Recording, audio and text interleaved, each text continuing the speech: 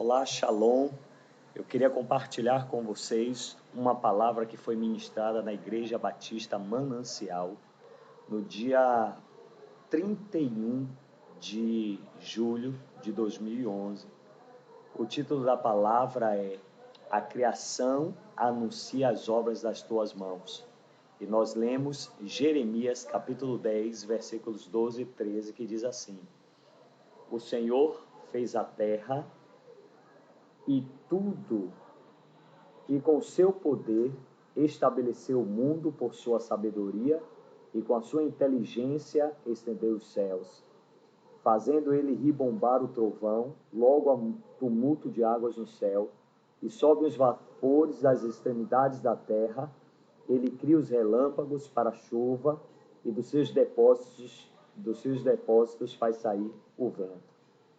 Queridos, nós usamos a analogia de um pintor. Nós falamos de Frida Kahlo, nós falamos de Van Gogh, para contextualizar essa palavra dizendo que os sentimentos do artista estão expressos nas suas obras. E quando se coloca a obra de um artista, a obra original e uma réplica, só um especialista pode identificar o que é réplica do que é a original. Ele reconhece os traços do artista, ele reconhece a assinatura do artista, e o especialista reconhece na sua obra o artista. E nós dissemos que Deus, quando pintou um quadro chamado Terra e Universo, estava num dia inspirado.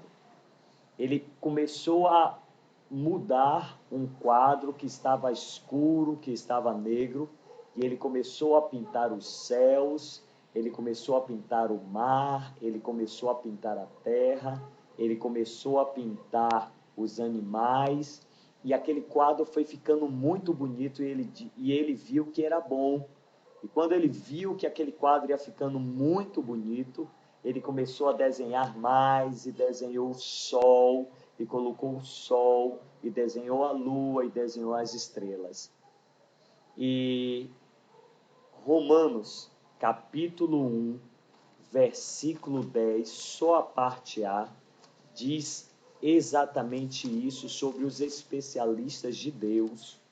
Nós falamos sobre os especialistas de Deus, e nós dissemos que aquele que tem sensibilidade, ele reconhece o artista nas suas obras. E diz assim, Romanos capítulo 1, versículo 20. Porque os atributos invisíveis de Deus, assim o seu eterno poder, como também a sua própria divindade, claramente se reconhecem desde o princípio do mundo, sendo percebidos por meio das coisas que foram criadas.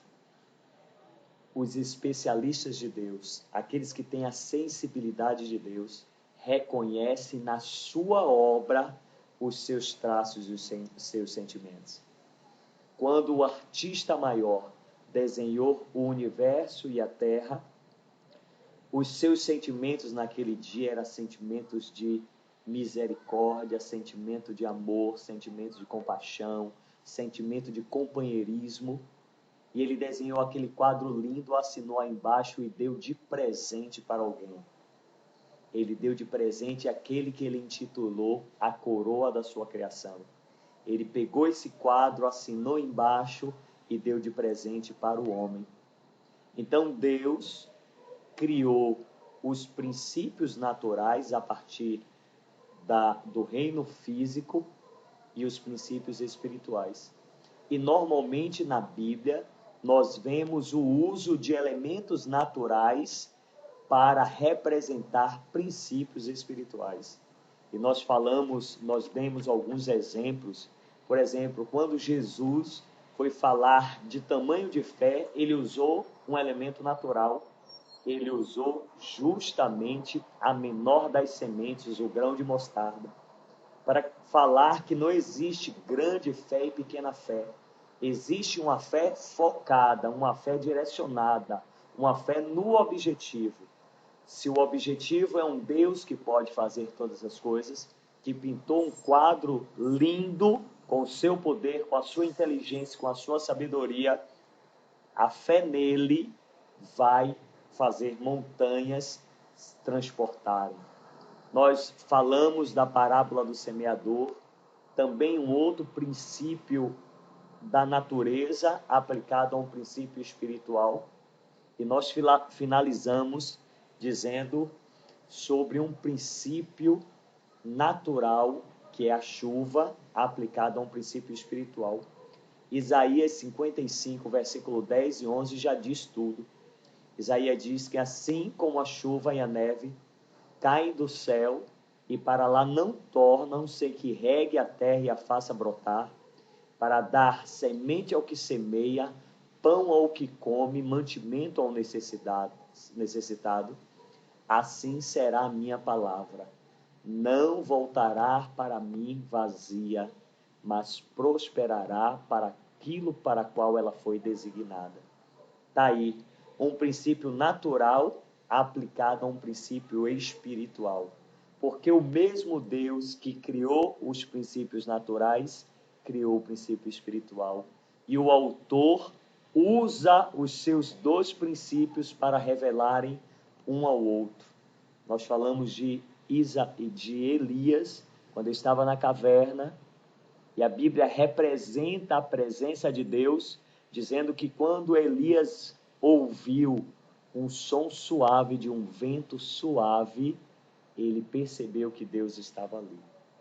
E daí em diante nós discorremos sobre o vento sopra onde quer e ouves a sua voz, assim são os que são guiados pelo Espírito. Quando a Bíblia falou do impacto da presença do Espírito Santo no cenáculo em Atos, a Bíblia diz que um vento impetuoso invadiu aquele lugar. E daí em diante nós discorremos, quando Jesus quis falar sobre a ansiosa solitude da vida, ele disse: observai os lírios dos campos, observai as aves dos céus, sempre remetendo, olhem a criação de Deus, e vocês vão reconhecer nela o seu Criador. Deus abençoe, em nome de Jesus. Amém.